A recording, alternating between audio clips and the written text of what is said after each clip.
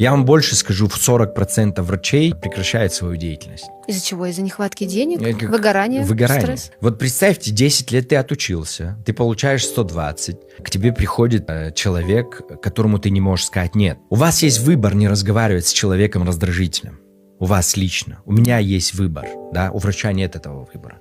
Если к нему приходит психопат, он должен лечить психопата. Приходил пациент, которому хотелось сделать массаж простаты, чтобы это делал уролог, женщина обязательно. В медицину не приходит пациент без проблем. Он не приходит вам сказать: «О, давай кофе попьем». Он приходит, что у него сердце болит, нога, он не функционирует, ему некомфортно, он уже на негативе. Да. И представьте, в день принимать таких 23 человека, чтобы получить там 120-130 тысяч рублей, в регионах 40 тысяч рублей. Конечно, выгорает, это в смысле ад. Насколько нужно любить свою профессию, да, то есть, чтобы пойти туда. Очень много врачей с ПТСР, посттравматический синдром, больше даже, чем у военных. Очень много на запрещенные препараты переходят. Почему? Потому что они не могут совладать с этим эмоциональным фоном.